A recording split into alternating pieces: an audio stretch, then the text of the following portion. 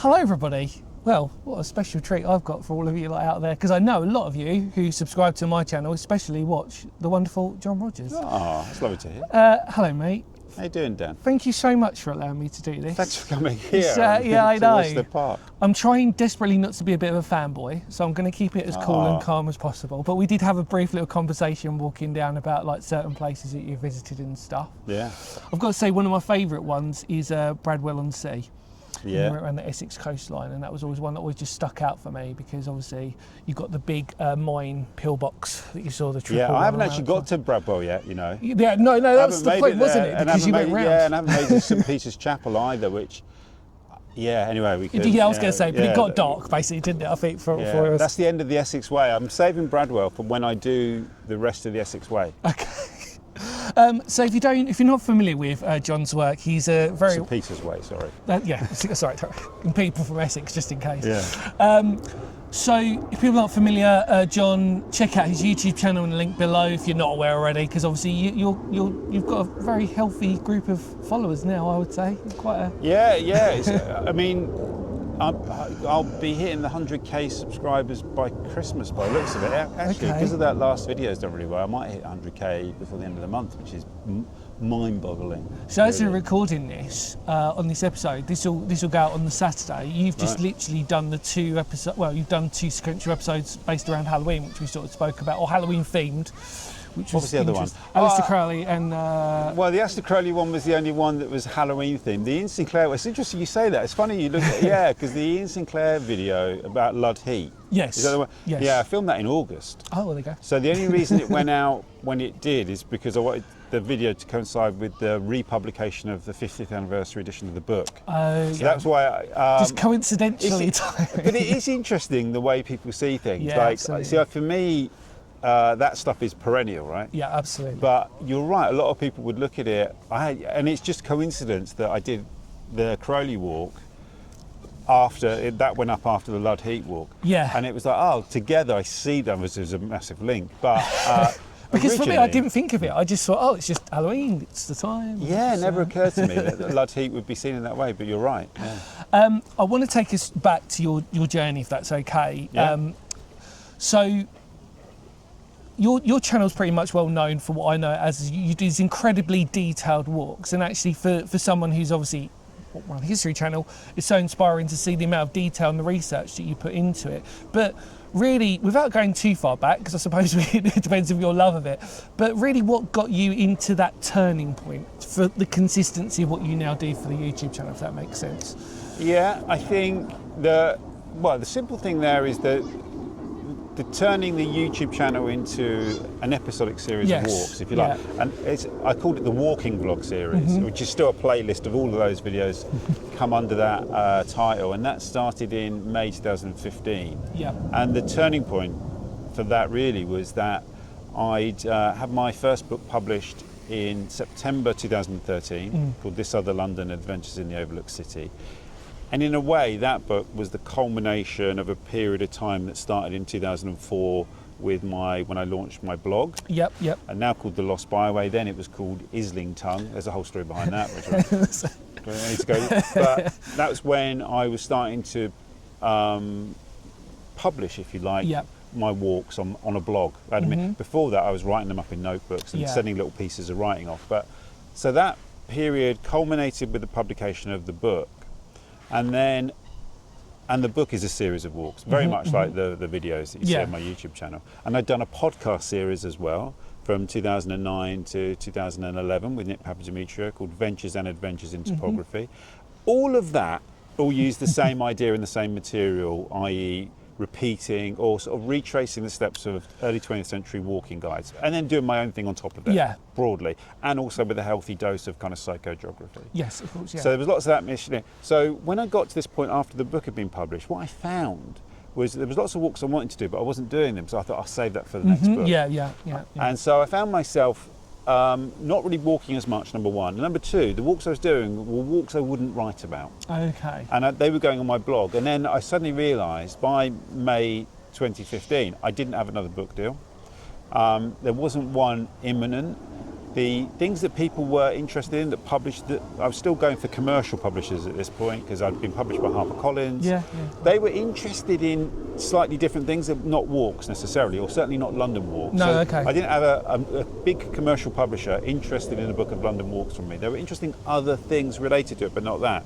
So that's when I thought, I need to get out and do those walks now regularly. Book 2, if you like, of this other London book 2 will be a series of videos, and by posting them weekly, it will make me accountable to get out there and do it. It will give me a motivation. I'll have an audience, hopefully, that I can build slowly. Then I thought, when I can publish another book of London walks, there'll be an audience there that hopefully will have gathered around these videos. So in a lot of ways, it was the continuation of the work of This Other London. Did you feel like you're always going to probably go that way anyway, not in a spiritual sense, but you know what I mean, in a kind of like subconscious way of going, actually, like, you know, if I look back on it now, I probably was always going to go that. Well, with the YouTube, maybe not. I mean, this is a good example, actually, what you're doing here, Dan, because, you know, we're here recording this on video. There'll be an audio-only version of it. I'm sure there'll be some short-form clips as well, or whatever. The work can manifest itself in many different ways, and you tend to go with what your desires are. Number one, what you want to do. Number two, where the audience appears to be, where the opportunities are, and where it's where you get the most, where there's a community. And I think I've always watched a lot. I mean, I uploaded my first YouTube video in 2006. So YouTube started in 2005. I got the notification of the day that I'd been on the platform for 19 years. So I think it was October 2006 was when I uploaded my first video. And I was always really interested in it. I've always watched loads of YouTube. I always watched vlogs very early on. Even when I used to work in TV as a development producer, I saw something, I thought, there's something there that could work. So all those things were, I had an interest in all those things. So by 2015, it was the combination of all of that. But there was a period of time, up to 2015, a bit longer than that, when I was making feature documentaries. And I really wanted to, that was something I was very interested in. I made a film called The London Perambulator with Nick Papadimitra, which came out of some YouTube videos. But the idea of doing episodic YouTube videos every week was antithetical to trying to create a feature documentary, because it's a lot of work and it takes a lot of time. So there was a little bit of a conflict there, and it did change what I posted on YouTube, because I didn't want to give anything away on YouTube. Because I was wondering, do you feel that now, obviously, you know, the bigger you get, do you feel that your target points are more sort of well structured now, because you're now thinking more maybe of an algorithm type of basis now, or do you ignore that and you just carry on? Do you know what I mean? Yeah, I do know what you mean. Yeah, I think the only thing I would say about that with YouTube now more than ever is the algorithm. With the size of your subscriber base is slightly irrelevant, and you know, I'm chuffed to bits, right? I'm about to hit 100k, and I'll get the little silver button, which I never thought in a million years I would get. It's great. I know. Making the kind of videos that I make. But when I started on, well, to give you a really quick summary, when I started on YouTube 2006, there were no YouTube channels. No. So there were no subscribers and no channels. You just uploaded videos. So just a load of videos. And they would normally be as a byproduct. So if you had MySpace or Facebook, talking really old school,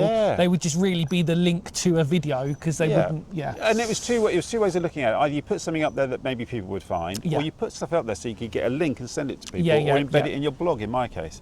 So. And then when YouTube started to get bigger, and people started, they introduced, by the way, there's no monetization until I think 2010, 2011. So there was no way of making money on YouTube. People didn't really do that. My kids now are 22 and 20, but when they started to watch YouTube, they were watching gamers, right? They were watching PewDiePie. And these people had enormous audiences, right? And then and then you got the vloggers, like the kind of teeny vloggers. So for me, the people that got big on YouTube were those people, and they got all the views, and they were people that could make money from it. So I've always looked at it in that way, in the sense that that's changed now, by the way. And everybody, if you're making YouTube videos, everyone should be interested in the same thing in terms of how it works. No, I appreciate whether that. You've got 10 million subscribers or whether you've got none, and you're uploading your first video, the principles are the same. I just started a second channel from scratch. I haven't done that for 12 years. And observing that and studying it, because I study it religiously. Yeah. It was really interesting to see how it works with a new channel, because if you do all those things, like you look at the algorithm, you look at your niche, you look at the keywords, you look at what people are talking about, whatever, and you follow those ideas, anyone now can find an audience very, very quickly. Yeah. I wonder sometimes with my channel where like that it probably went a little bit skewed in terms of, because I remember it very, obviously I'm 40 coming up to 41, and so I remember YouTube very well from growing up on that. And the point is that my channel really started with, because I was a musician, just posting up some random jamming videos, if that made sense, just creating some ideas as an artist sort of thing. And I was always exploring into history, but I never thought I could turn that into that. And I wonder now, if I'd started my channel from scratch and just, didn't let it drip feed into doing what I do now, if that would change, if that makes sense. Do you know what I mean? Solely just go, right, okay, no, I'm going to do history and I'm going to talk about historical locations and places and document them now, and I just start from scratch, if that would make a difference. But I think every YouTuber's journey is similar in that sense, and I think what you've just described is the way most people start on YouTube. Even some of them, to go back to the idea of the bigger channels, the channels with multiple millions of subscribers, they'll talk about that, and you look at their early videos, they're doing the same.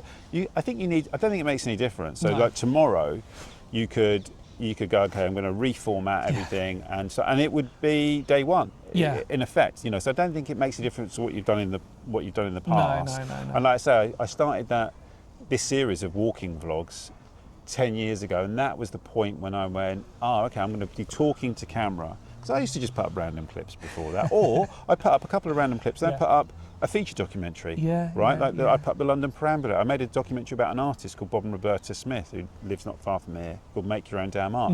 That was up there.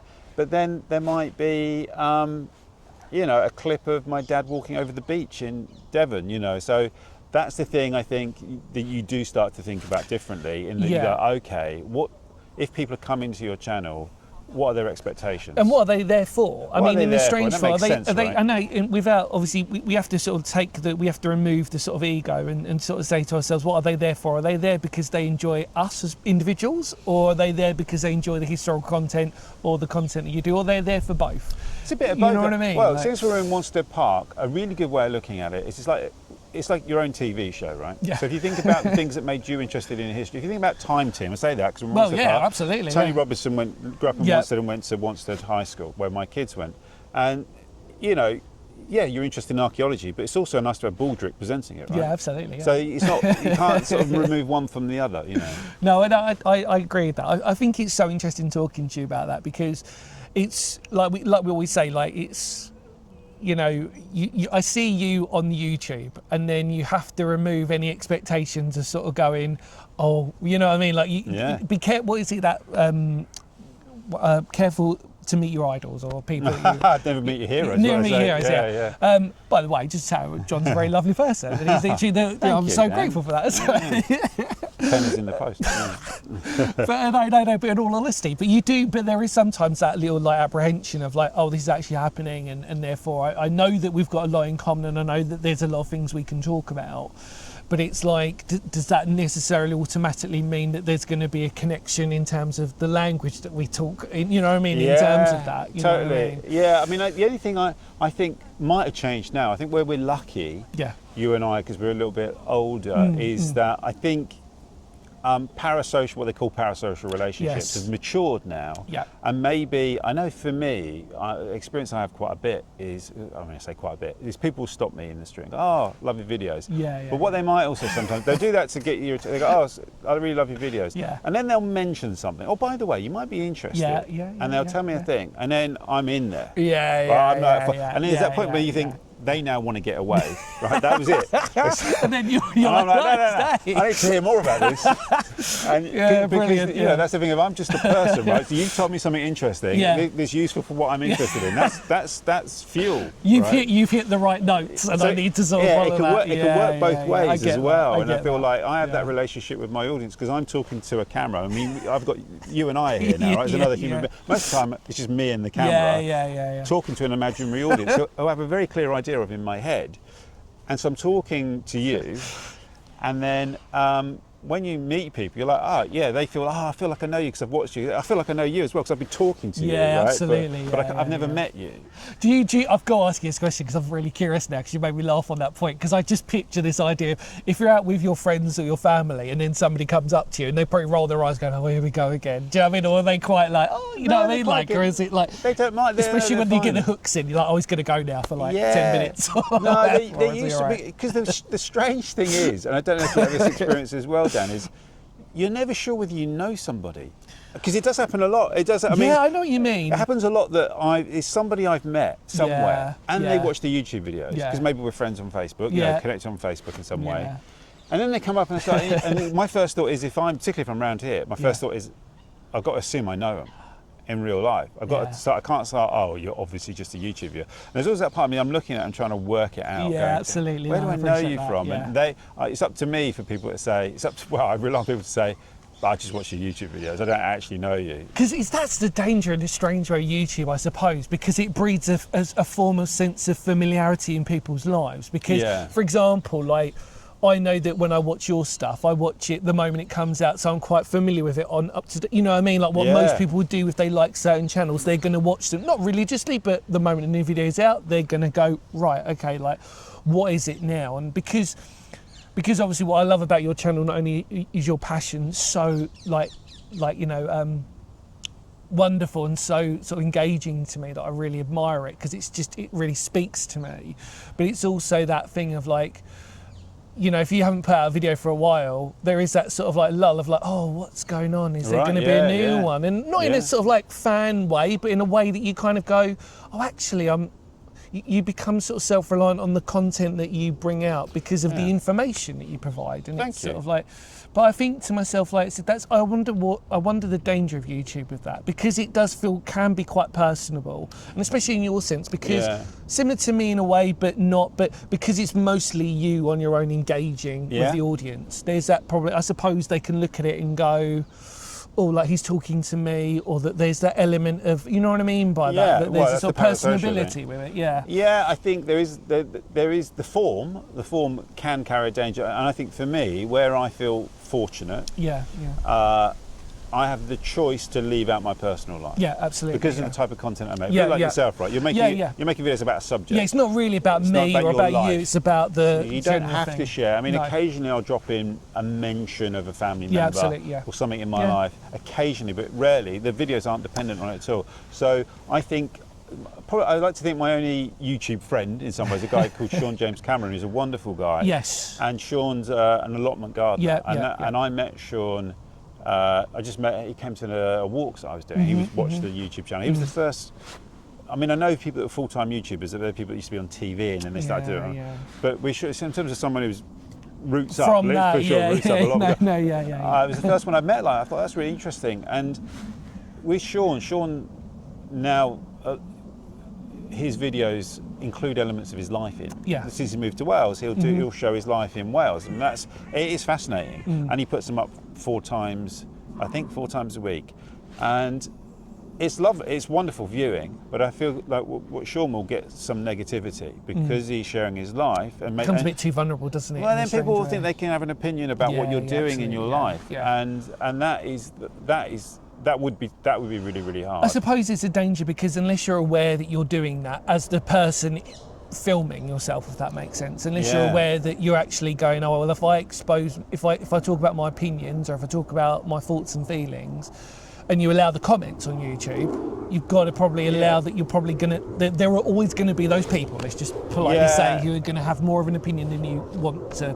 Totally, and I feel like I think the thing I learned. You know, because I've worked around this area as well. Apart from my own channel, I've done other bits and bobs, and so I had the opportunity to see it, to observe the different dynamics. And I think nobody deserves to receive negativity on the internet, right? So nobody does at all. And I think, and also, there's 2 things: no one deserves to receive any negativity. Also, it's a great platform. You should be able to share your opinions and your thoughts. Absolutely. You should be able to share your life if you want. Absolutely. So let's take those 2 things as a given. The reality is, though, if you give an opinion out, Yep. and I occasionally do, people are going to have a different opinion Absolutely, to you, and they're yeah. going to feel like they can let you know. And that is the beauty of it, actually. That is what it's for. And you might not like that. And if you, that's why I feel like people that have quite, the whole channel is about opinions. Yeah. They have to just accept that's the culture they're going to create in their community. People aren't just going to go nod and go, oh, that's interesting. You think that thing which I bitterly disagree with, that you're saying very forcefully. That, you know, you get, in a way, it becomes a mirror. You know, so if you create a gentle atmosphere, you're respectful of. Well, or maybe you don't even really give opinions, or you give quite benign opinions, or when you give your opinions, you kind of go, look, I'm probably talking out of my rear end, but this is what I think about this, but I'm not very well informed. Yeah. Then you create a different kind of atmosphere where people feel they can disagree with you respectfully. I think I've moderated about, I feel like I'm tempting fate, but I feel like I've moderated about 10 comments in 10 years. Yeah, probably. And I mean, I'm excluding things which were just clearly spam. Of course, yeah. So if you take those things out, where it's just like a bot has posted. In terms of things that people have said, where I've gone, I've got to remove that. Yeah. It's about one a year. Because I find this really interesting. I don't know if you can relate to this. Obviously, my channel's way smaller than yours, but I mean, but I remember I was talking to somebody about this, and they've got a bigger channel, and I at first when I was getting good lot of views, I was always, you know, you sometimes get those rude comments or like the really unnecessary ones, and he'd actually become like he actually sort of figured out the ratio in a weird way to not make you worry about it, because he basically, hypothetically, let's say he had 10,000 subscribers, and so he said, do you know what, Dan, I normally get about 100 people of that 10,000 will always write me off and write comments. Right. But he did it in a ratio of like every 10 to 100. So if I only had 10 subscribers, there's always going to be one person out of those 10 who's probably not going to like you as much and have an opinion. Yeah. And then when you get to 100, you might have 2 people who don't. You know what I mean? And he said, But the thing is, he said what he was trying to get at was basically the thing of ratio. He said, you know, he goes, trust me, the bigger you get, the bigger ratio it becomes. But he said what you've always got to imagine is actually in the scheme of it. So you've got 100,000 followers. If it's only 10 people who dislike you, really, it's not. You know, it might look a lot, but they're watching, right? But they're still watching. I mean, in a way, not to encourage people to go and leave negative comments, but I mean, so in a way, I mean, what I don't include in that, in terms of moderation, is people saying things that I don't like. Yeah. Because people might be saying something which is fair. Yeah, absolutely. And I don't like it. I put that in a different category. That is definitely going to happen. And also, you're going to get it where a classic example is I've just uploaded a third video which is sort of central London. So someone will have a bit of a moan about that. Oh, you know, this is not what. I disregard. No, that's a different thing altogether. Someone on the Alistair Crowley one was like, you know, Crowley was a terrible person. He did terrible. I can't believe you should have done more research. That's it. After watching you for 10 years, I'm not going to watch anymore. And you feel like, fair enough. You know, like, and so, you know, I replied to that in the end. I went, look, I hope I pointed out that I agree with you. You know, of course. But you know, thank you for your support over 10 years. It's a shame that you feel like you can't watch, but thank you for watching for 10 years. So I feel like that. I don't count that. No. And what I mean is like just straightforward. No, I appreciate. Unpleasantness. Yeah. Basically, But other people on YouTube who maybe take their content invites more just downright unpleasantness. Yeah. Which that's that's where I feel like I'm lucky. But it's the old adage, you know, like the more people that get to see your face, the more chance that there's this people is who don't like it. This is literally it. Yeah, and that goes with territory. And then you just have to go, wow, I'm so lucky to have enough people that are interested in me. I agree. I but it's all agree. engagement. That's what I learned as well by working with other people is that this is not. If it's unpleasant, it's unpleasant. But I don't tend to discourage people just saying, well, you know, you should have done more research on that. It's like, fine, that's a comment. It registers with the algorithm. I don't deliberately invite it because I know some people do, but it's not a bad thing. But I think that's probably where me and you are similar in a degree, because we cover history. There's always going to be somebody in the comments who's going to mention something in a way that's, you got that wrong. Yeah, you got that wrong, or you didn't mention this or whatever, and then I don't really want to have to spend time explaining to them about why that, or I didn't, or just own up and go, do you know what, I didn't fit it in. Now leave it. Yeah, just leave it. Yeah, leave it. I nearly always do reply to those.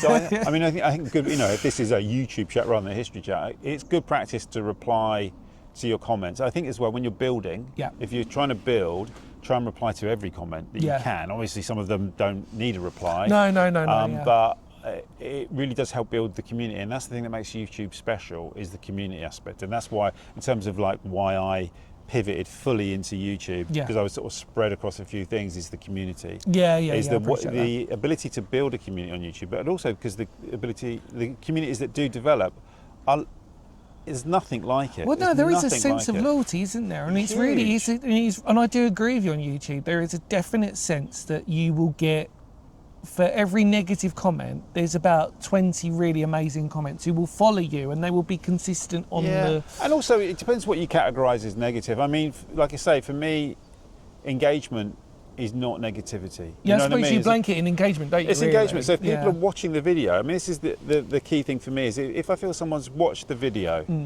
and they're giving their considered opinion or their point, that's totally, I welcome that. I welcome that. They don't have to like what I've done. I know I don't always like what I've done when I edit it. I kind of curse myself. So it's a lot of times in some ways, what I find the most hurtful comments are the ones that I just know are true. They say something like, "Oh, yeah, you're right. I agree with you." Actually, and that's why it hurts, and that's why I have to reply. I know you're right. Yeah, no, I appreciate that. I mean, circling probably back then to the idea of obviously the history and your love for that, really. I mean, do you think it'll always just continue? I mean, you always, you know what I mean? I mean, because history is infinite in a way, isn't it? And it's how much you cover. But I mean, because the videos I loved of yours, and I love all your videos, but the ones that really interested me, because I feel like I was really learning, was the Lost Rivers. Yeah. Which I'm assuming is quite popular anyway. Well, they've dipped a little bit actually. I got that sort of negative comments of people going, "Oh no, not another Lost River." Okay, well, I disagree. That gets in your head. That gets in your head. You're like, oh yeah. But no, because the reason, and I loved, and they were the ones that I always remember distinctly on your channel that really hooked me in, because I was just like, you could see that you were really clearly enjoying the geography and the terrain and the topography and everything about that, and looking in it through your lens was so interesting, because it's London. I mean, it's just London. You don't expect to sort of see these lost rivers that just were... Yeah, it's amazing. I'm writing a book about them at the moment. Well, not just lost rivers, but minor rivers that don't get talked about. Some of those are lost rivers that just get completely overlooked. Some of them are not. Some are above the ground. It gets me so excited when I come across a new one. I was doing some research about a completely different topic, and I was reading an archaeological report, and it mentioned a watercourse. I'm like, what? There's one there? And I've never come across it. I've never seen it mentioned anywhere else. I'm like, what the?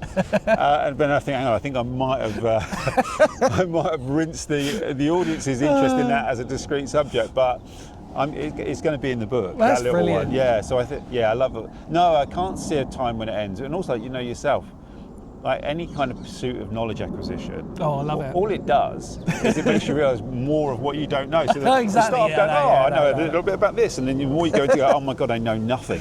So every video that I do is just another reminder of how little I know. Yeah, very true. I mean, I just did that Dickens London walk. Yeah. I've not really read a lot of Dickens. I've read some bits and loved it enough to make the video and to see the value of the video. But now doing that, I started reading extracts from books I'd never even particularly wanted to read by Dickens. I was like, oh, now I really want to read Barnaby Rudge.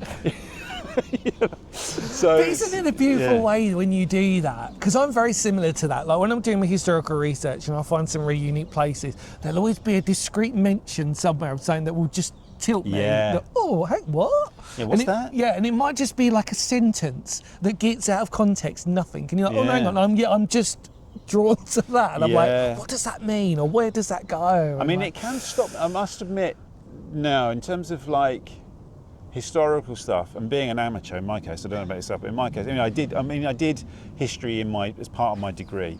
So I suppose in that sense, I did have a little bit of training. It's a passionate hobby, is what I describe it as. I'm so passionately geeky about it that I know that, and like I said, if you have that humble attitude of saying, but I've still got so much more to keep learning from it. I mean, I'm not an academic. I'm not an academic. I'm not a professional researcher, so I'm not being judged by my peers, for example. I'm being judged by my peers. Well, in a way, but fellow enthusiasts, but not like fellow historians. So I've got that luxury in a way. But what it what it does, what I do find sometimes, there's a video, I'm not even going to say what it is, there's a video I'm about to make in the next couple of weeks. I've been working on it as a video most of this year in terms of making notes every now and again, but I've wanted to do it for 13 years. And that's when the research side of it can become inhibiting, because you become aware of your ignorance, but then aware of, you just want to keep, I'll tell you what, I'll do a little bit more research, I'll learn a little bit, there's another thing I could learn about here. Yeah. And that's why with this one, I'm going to have to take the leap and just make it now. I feel like, okay, I don't know if what more I learn about this is going to make it a better video. I can make the video and carry on reading about it. Yeah. And actually, because you're from where you're from, in terms of historical research and the discussion around it, I was going to head down to Kit's Cottage. Oh, yeah, okay. On Tuesday, and I did some research. I did some research the night before, the day before. I spent Monday reading up on it. Yep. And I'd read up on it a bit before because I went to Coldrum Long Barrow. Yes. So that's when I was like, oh, now I should go to Kit's Cottage. So I'd read something about Kit's Cottage when I did Coldrum Long Barrow. Yeah. But I wanted to keep it fairly, so I spent all of Monday and Monday evening reading about it, and I went to bed with a bunch of questions in my mind. And when I woke up Tuesday morning, I thought, no, I'm not on for taking this on, because the more I read about it, the more confused, not just about the whole of British history, the whole of Anglo-Saxon history, discovering that Hengist and Horsa probably never existed, let alone were they buried there, the whole narrative of the whole, which I'm aware of the debates around it, but then also all the debates around who was living in Britain at 3000 BC, what was this place even? And then I went, there's too much, I can't get involved in that. I obviously, because it's down the road from me, so we've covered it a lot, but I know what you mean, because it's like, for those who don't know, obviously you've got Kit's Cottage, Little Kit's Cottage, you had Smithies, which was a barrow site, which has now been demolished. You have the White Horse Stone, which is Hengist and the stone. That's a big stone. The big stone. But the point, and then you've got the Coffin Stone, which is down below from there as well. But the point is absolutely, I know exactly, it's even me talking to you, that would be quite... It's a lot. That's a lot. And that's only literally in a space that's like very, very tight. You could walk it in like 15 minutes to each one, and it's that's right. And I think with YouTube, where YouTube's different from if you were actually blogging, for example, as a blog, you could just put it up, as you learn it, right? Because you just update your blog and add a new blog post and link it to the previous one. With the YouTube video, when you go out, you've got to know what it is. What is it? What am I doing here? What am I looking at? Even if what you discover is different, and I got to a point where I don't know why. The why is kind of gone, because it was all like, oh my god, the battle of God, the name's going out of my head. Aylesford. Aylesford. The Battle of Aylesford. It's like, because they don't know where the battle site is either. It didn't even happen. Because when you start going into, what's the source? Well, Bede wrote about it. But he also claimed that Hengist and Horsa were the offspring of Woden. So exactly, and that's quite, exactly. This, controversial sources from people who might even do, If it was this nation-defining event, you think someone would have found something. Yeah. So then you're going to go, right, so if we don't know that it was this incredibly, and also that's got nothing to do with Kit's Cottage at all, it's just a coincidence.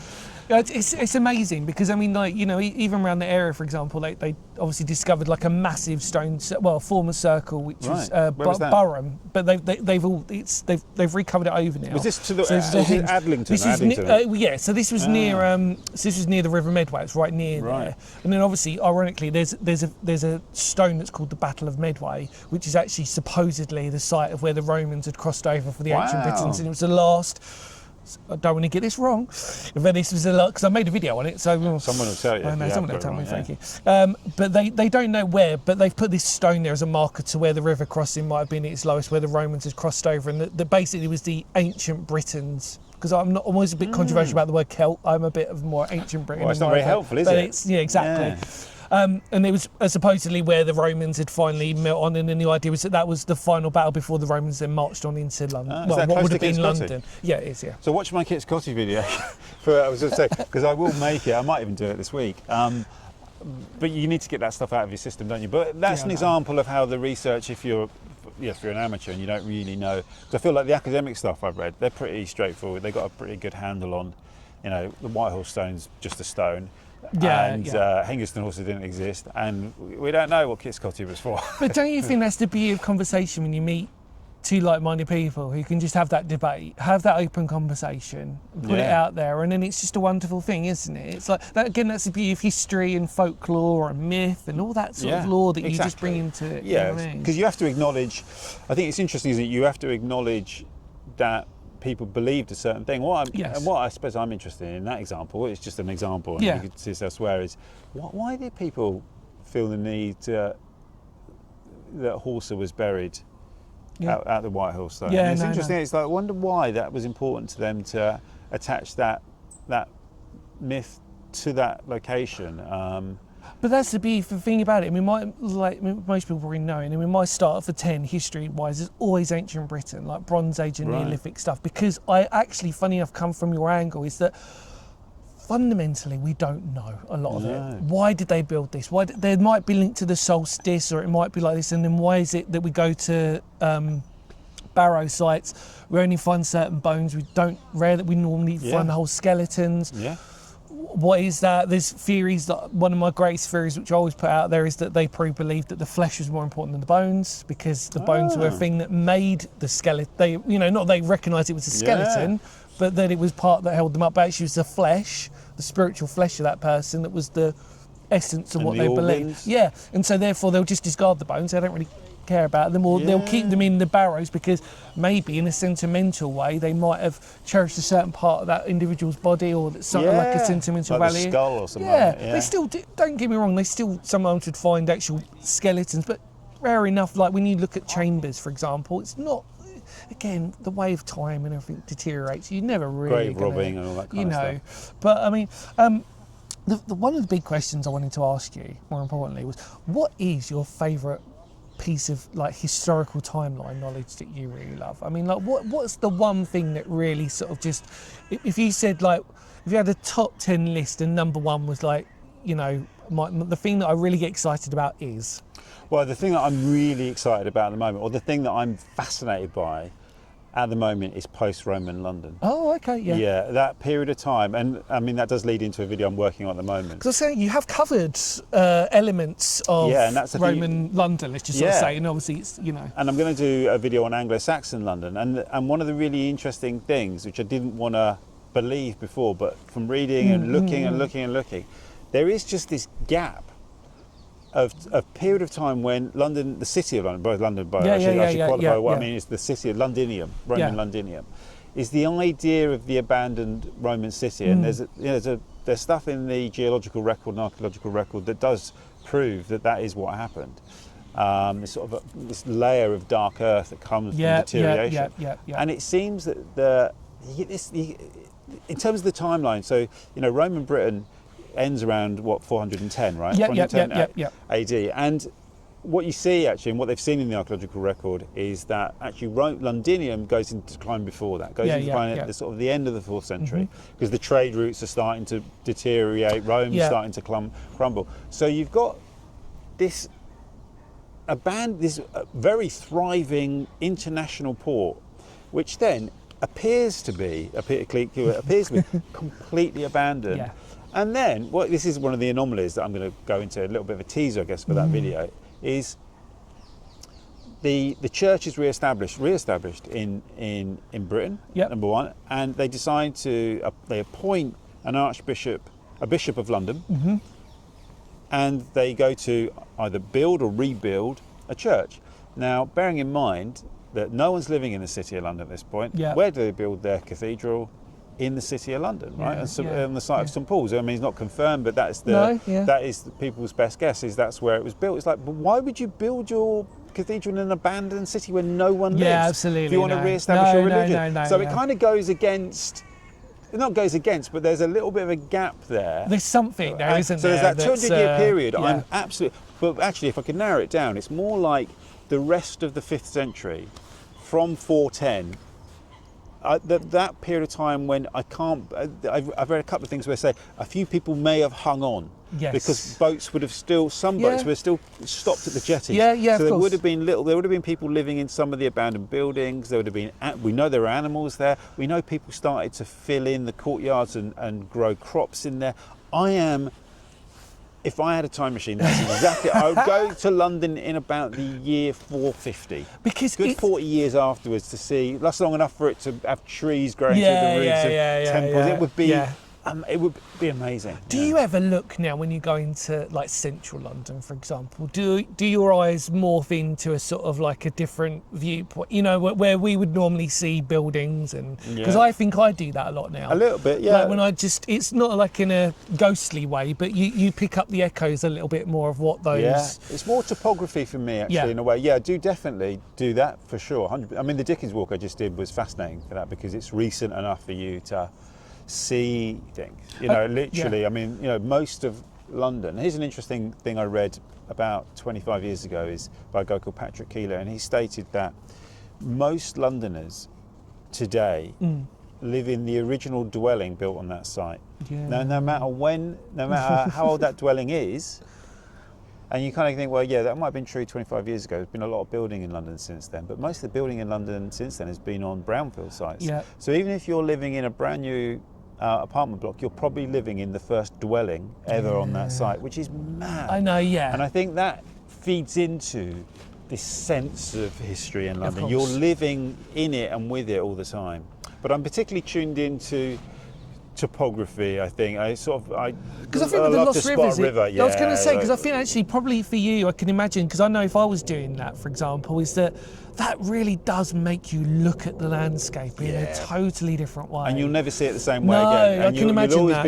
I can imagine that. If you see what you think is a river valley, then you go, well, hang on a moment, I don't know where, you know, when I did the Covent Garden walk, you know, and I remember that area, I can't remember, you're at Seven Dials, there's a point, if you look from a certain vantage point, you go, I remember thinking, you think I'd have heard of the Lost River that was in Covent Garden? You think, no, but and of course it is. Tom Bolton has it in one of his books, in fact, actually.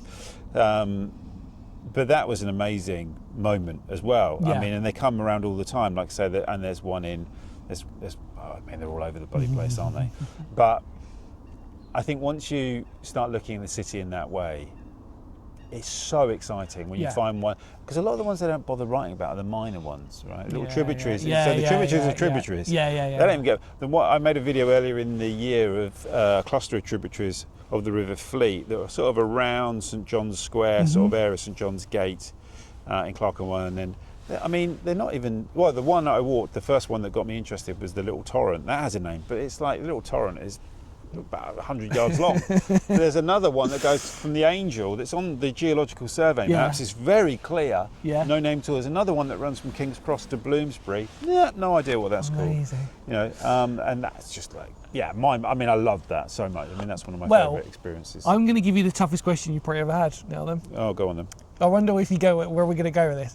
What has been, if you had to, I'm going to put you on the spot, your favourite video you've ever done? What do you think it would be? Wow. See, I know that's going to be really tricky. But I'm glad that. Do you know what's interesting? You call that loose of however you find that. When you say favourite video, that changes it slightly in a way, actually, because sometimes I've made some videos that I'm very happy with and proud of that weren't great walks necessarily at the time, weren't great experiences, but came out okay. Favourite video? Because my definition of what favourite would be a video that I would happily watch again and again if I'd done it, if that makes sense. And not sort of cringe or go, no, I know what you mean. It wasn't like that. My favourite video. That's really... Sorry, I've really put you on the spot. Because I feel like I would have known... I mean, there's been times recently where I've looked at some of them and gone, wow, I love that video. I mean... Do you know what I don't know. Do you know what I say if somebody says that to me? I'm like, well, hopefully, like what you always mention is that, well, maybe the next video that I do. Yeah. Do you know what's interesting? Well, because I feel like it deserves an answer. This isn't the one that comes to mind. Usually, it's in a particular year. Yeah. And it's usually quite surprising. I was thinking, well, hang on a minute. I'll start from what was my favourite this year. And work back from that. And I apologise for putting you on spot. No, but what's interesting is the other year. My favourite the other year was. Because they're unlikely ones. And it was a walk I did along the River Shuttle in South London. And that was my favourite video. I think it was last year I did that. I loved it. And this year, related to the shuttle, I walked the Wokebourne. And it was, someone suggested it in a comment on the shuttle video. And when I looked at it, I was a bit like, there's not a walk there. Like, There's not even a walk, let alone a video. I don't even know if there's a. And I went to do it once, and there's no. And for some reason this summer, I just thought, stuff it. I'm going to go and walk the Woburn. And I didn't really have a lot of research. I had a bit, I had enough. I had certainly ample, and more than enough to do it. And I went out and I left it quite late. It was a hot day, and I left sort of like about 4 o'clock in the afternoon. Oh my God! You know, it was such an amazing experience for some reason. And boy, was there a walk there. And I didn't even really get to the Thames because it got dark. And that was a great experience. And that one, like the Shuttle, they're some of my favourites. Although I haven't rewatched it yet, so I don't know about that. I don't know about the ones I've rewatched. But maybe that's a good thing. That in your mind's eye, it's probably best to keep it there, because sometimes we can dilute it, can't we? If we look back on it and go, actually, maybe I think it the wasn't. favourite one, it has to be, in a way, the favourite one has to be Little Italy. Yeah. Because that's based on part of my book. This I remember watching that one. Yeah, it's part of. I mean, that was the first video I made that blew up in the first week. You get that thing. I don't know if you've had that experience. You would have had that experience, because it's all relative to your channel a lot of times, isn't it? I remember for me, the same thing happening before, but there was a time when I think I had, how many subscribers were I don't know, I would have had like 12,000 subscribers or something like that, 15,000 subscribers. And this video just went mad in the first week. Got like 100,000 views in the first week, and you get that almost adrenaline. I like appreciate fear. That. What do I do now? Because for me at the time, it wasn't that. I thought I'd messed it up. Well, it's funny. I thought I completely messed it up because it was taken from my book. I had so much information. Yeah. And I was like, I don't know if I can get all this into a video because it's too much for a video. And my camera died. The batteries in my camera died. It got pitch black, so I had to shoot bits of it on my phone in the dark. And I'm pointing at buildings that you can't see at the end. And I nearly thought, do you know what? I'm going to reshoot it. I'm going to reshoot the second bit. And the fact that I was like, I can't be bothered. I can't be bothered to go back. It is what it is. It'll die. No one will watch it. But at least I've done it now. But I really love. It has so many of my favourite locations in it, and I'm so glad that I made it. That I persevered with it, that I made the video and uploaded it. And like I said, it was the first one that really did well, and that's one where it has a special feeling. Again, winter, cold. Yeah, well, this is it, I suppose. And also, just to elaborate on that, do you ever worry about, if you ever wanted to revisit a place like that you might... I just did. Well, but you know what I mean? But the point is, when you really have like an affinity for somewhere, that if you revisit it, I mean, on my channel, for example, I do struggle with the idea of revisiting a historical place, because I almost think to myself, I want that to be a snapshot that I can remember at that time. And if I overlap it, it's kind of like, I sometimes worry, like, oh, am I going to have that same feeling again that I did? You might not. You know what I mean? Well, the Dickens video, so much of it overlaps, well, a chunk of it overlaps with that Little Italy video, and that's the area around Saffron Hill. Bleeding Heart Yard, Saffron Hill. And all that stuff is in the Little Italy video. It has to be in the Dickens video. I can't leave it out of the Dickens. And I deal with it slightly differently in the Dickens video. And one of the reasons I hadn't done the Dickens video for ages, I thought, well, lots of these places are in other videos, really. But when I did it as part of that walk, it completely changed it. And I think what I've learned actually this year in a lot of ways is, before, probably a little bit like yourself, I think, well, there'll be one time when I'll have this location in this video, so it has to be the right one. And if I would see another walk that would overlap the location, I just wouldn't do it. And actually what I found this year is, it's about the stories. So the locations obviously are linked to the story, but you can go to the same location again and again and again and just tell different stories each time. Because I had a weird, the video's not out recording this, but we went up to Yorkshire, me and Sophie, my partner, and we went up to Yorkshire because she's a big history lover as well, and we're perfect for each other in that respect. And we do, like, sometimes we'll do like little mini weekend adventures where we'll drive up to Yorkshire and just do whatever. And I remember we were at there's a place called the Druids Temple, which is basically a folly Druids Temple. It was meant to replicate Stonehenge, but it doesn't look anything like that. It's called the Druids Temple. And we've made a video, it won't be out yet, but I was acutely aware on that day that when we were up there, that there might not, in a different way, I'm aware that I might never revisit that because of how far it was away. And then you kind of, and then when you've finished, and obviously when you're editing and you're making your video, I'm acutely aware that the moment that record button stops and we now drive away from that, am I ever going to come back to this? Do you know that type of aspect totally, of it? And yeah, stuff, you know? totally. That's, I mean, that makes it precious. Because I know, because for example, you travel, you obviously travelled, and obviously that's to relate to your partner. And I'm aware that, you know, when you have those, when you go abroad or when you have those places that aren't local, I think these days, the older I've got, the more acutely aware I'm like, I don't think I'm ever going to come back to this place. Yeah. Not a negative aspect, but you have to look at it in poignant, a different way. Isn't it? It's poignant. Yeah, it does become quite poignant, and it does strengthen the connection. Yeah, I think I've tended to loosen up a little bit on that score. Yeah. Only really recently become a lot less precious about it, because if you really, really wanted to go back, you could. Yeah, absolutely. No, you are right. You are right. If there's something that makes you want to go there, you'll do it. Yeah, no, you're absolutely right on that. Really, in a fundamental way, you kind of do think, actually, yeah, but if I really wanted to, maybe I could do that. Do you know what I mean? John, it's been an absolute pleasure. My pleasure, Dan. Is there anything else you want to just sort of say? We'll put all the links below and everything else, but I'm truly grateful for your insight as well on this. I really mean that, because I think it's, you know, when you send out a message to someone and you're just like a really small channel and like, oh, hi John, do you want to do a podcast or something? You gotta go, oh God, hopefully, you know. Every channel, I mean, I've never looked at YouTube that way. I mean, it's probably helped me when I didn't have so many subscribers. So like, what difference does it make? Because it's content on the internet. But absolutely. also, I think that's an unhealthy, not for you. But for somebody else to look at that way is not great, I think, because everyone's channel started somewhere, and it also makes no difference at all. A lot of the stuff I watch now on YouTube sometimes might be someone's first or second ever video. Because this is the final question. It might be their best video. Well, this is actually, it's a beautiful reference, because actually the final question I was really going to ask you is there any advice that for viewers out there that you'd give them when it comes to either YouTube or looking at history or exploring and stuff like that? Is there any bit of advice you'd ever sort of give to people? Just do it. Yeah. Just do it. Just start. Yeah. I think on all of those things, in a way, I think certainly if you're interested in like doing a bit of research and going for a walk, just don't feel like, I mean, I'm speaking to myself here, don't feel like you're not ready. You know, like, I need to do a bit more, because like, to slightly contradict what we just said, you know, places that you really want to understand, you're going to go back again and again and again. Like this place here, One Step Up. Yeah. I put off making a video about this for years because I thought it has to be definitive. And that's nonsense. It can't be.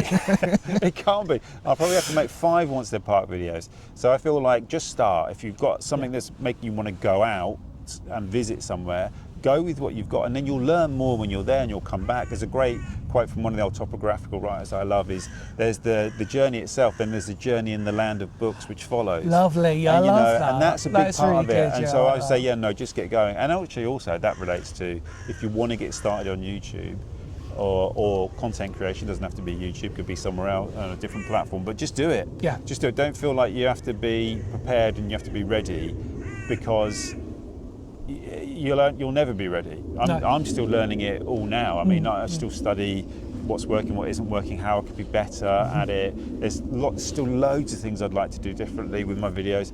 You just have to keep going and just start, reflect, learn, and then as soon as you've uploaded one, sort of forget about it and work on the next one. And then forget about that one and work, and just keep going. Just keep going, because the next video could be the most important one, rather than the last one. Forget about that. Even if it does really, really well, it doesn't matter. It's the next one's always going to be the most important one, and you just have to keep learning, keep reflecting, and keep doing it. Well, John, on a personal note, I like I said, I'm really appreciative we've had this time to connect, and I want to say, hand on heart, thank you so much for your videos, because they have been an impact on my sort of channel and how I look at research and how I do things. And if it wasn't for channels like yours, I know that my channel wouldn't be as half as sort of competent, let's just sort of say, as it is. So I really appreciate everything you do, and long may you continue and carry on with what your work does, John. I really appreciate that. Thanks, Dan, that's really kind of you. But thank you, mate. Thank you so much. Thank you, everybody, for watching. Hopefully you enjoyed this wonderful podcast. Check all the links down